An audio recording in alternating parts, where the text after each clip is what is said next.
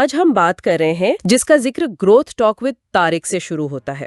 اس میں شاہد انور کے کاروباری سفر کا ذکر ہے. جی ہاں. ہمارا مقصد صرف کہانی سنانا نہیں بلکہ کوشش یہ ہے کہ ان کے تجربے سے وہ کیا کہتے ہیں عملی کاروباری سبق نکالیں جو شاید کسی کو اپنا کام شروع کرنے میں مدد کریں.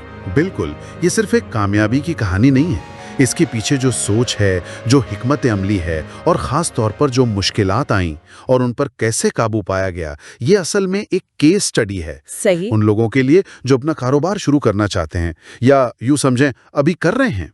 تو آئیے ذرا گہرائی میں جا کر ان پہلوؤں کو دیکھتے ہیں. تو شروعات جیسے آپ نے کہا واقعی مشکل حالات سے ہوئی. جی. والد صاحب سعودی عرب میں چوکیدار تھے، تنخواہ بہت کم، صرف 500 ریال. جی، اور گھر چلانا اس میں تقریباً ناممکن تھا. یہی پس منظر تھا جس نے انہیں 9ویں جماعت میں ہی اسکول چھوڑنے پر مجبور کیا. مطلب پڑھائی چھوڑ کر کام کرنا پڑا. اور دیکھیں نا، یہی بات اہم ہے کہ بعض اوقات جو شدید مشکلات ہوتی ہیں نا، وہی سب سے بڑی تحریک بن جاتی ہیں. بالکل. ذرائع کا مطابق جب انہوں نے پہلی بار اپنے والد کو وہاں سیکیورٹی گارڈ کی وردی میں دیکھا تو وہ لمحہ ان کے لیے آپ کہہ سکتے ہیں ایک ٹرننگ پوائنٹ تھا. اچھا. جی، ان کے اپنے الفاظ ہیں کہ جیسے پیروں تلے زمین نکل گئی. اور اسی وقت انہوں نے فیصلہ کر لیا کہ نہیں، مجھے یہ حالات بدلنے ہیں. یہ صرف غربت سے نفرت نہیں تھی بلکہ اس سے نکلنے کی ایک شدید خواہش تھی. تو اس خواہش نے پھر مطلب عملی شکل کیسے اختیار کی؟ پہلا قدم کیا تھا؟ کم پیسوں سے؟ ہاں جی، پہلا قدم کم سرمایے سے ہی اٹھایا گیا. سعودی عرب میں ہی انہوں نے جوتوں کا ایک چھوٹا سا کام شروع کیا. جوتوں کا؟ اچھا. طریقہ بہت سادہ تھا.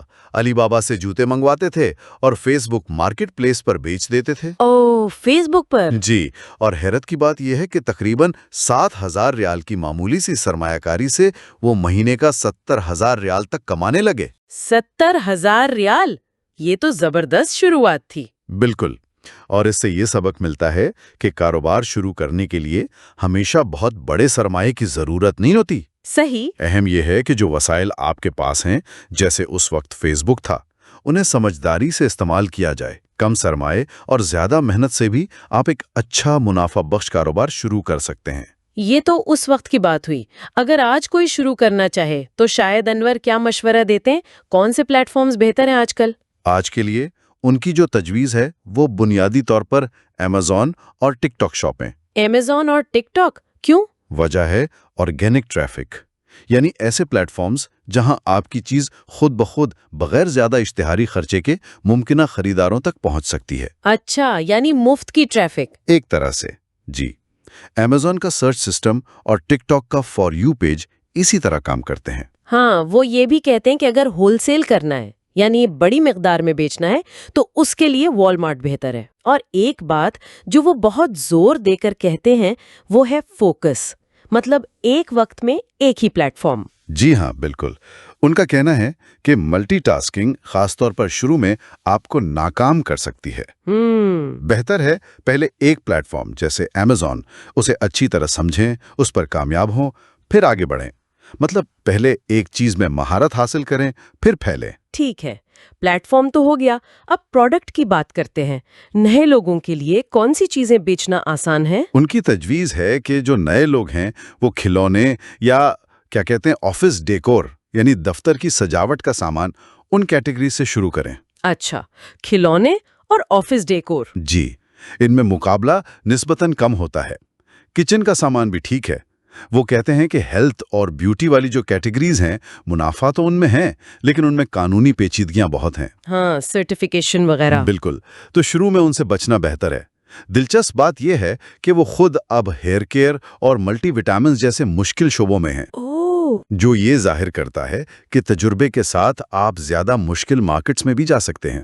اور اس سارے عمل میں صبر کتنا ضروری ہے. سنا ہے امیزون پر پہلی سیل کے لیے کافی انتظار کرنا پڑا تھا انہیں. جی بالکل. ان کے اپنے مطابق امیزون پر پہلی سیل آنے میں انہیں 6 مہینے لگے. 6 مہینے؟ جی، یہ ثابت قدمی کی اہمیت بتاتا ہے.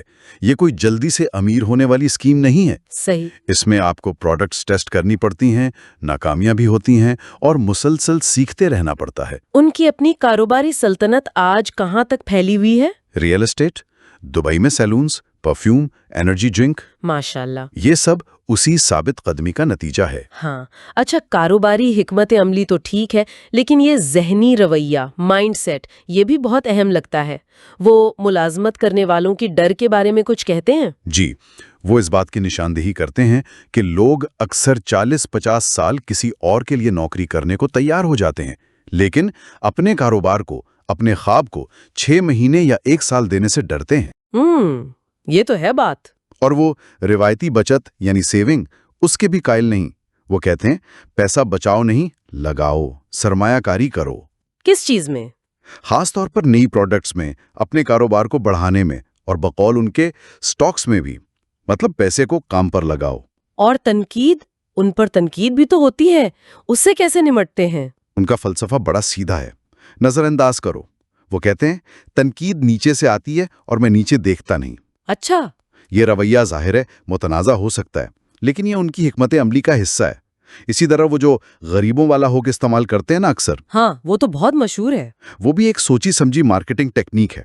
توجہ حاصل کرنے کے لیے بھلے کچھ لوگ اسے پسند نہ کریں۔ تو ان کا سب سے بڑا پچھتاوا کیا ہے؟ یہی کہ یہ سب 10 سال پہلے کیوں نہیں شروع کیا۔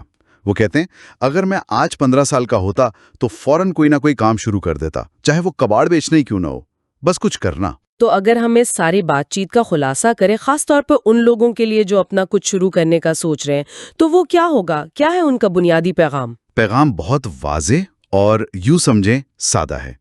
چیز بیچو۔ چیز بیچو؟ جی، کوئی بھی پروڈکٹ، کوئی بھی سروس، کہیں بھی، ایمیزون پر، ٹک ٹاک پر، اپنی دکان پر، بس پہلا قدم اٹھاؤ اور کچھ بیچنا شروع کرو۔ عمل کرنا سب سے اہم ہے۔ یہ واقعی سوچنے کی بات ہے۔ اور یہ ہمیں اس سوال پر چھوڑ جاتا ہے کہ اس پوری کہانی سے، ان حکمت عملیوں سے تحریک لے کر، وہ کون سی ایک چھوٹی سی چیز یا معمولی سا آئیڈیا ہے جسے کوئی بھی آج ابھی آزما سکتا ہے، بغیر کسی بڑے سرمایے یا لمبے چوڑے منصوبے کا انتظار کیے، ہے نا؟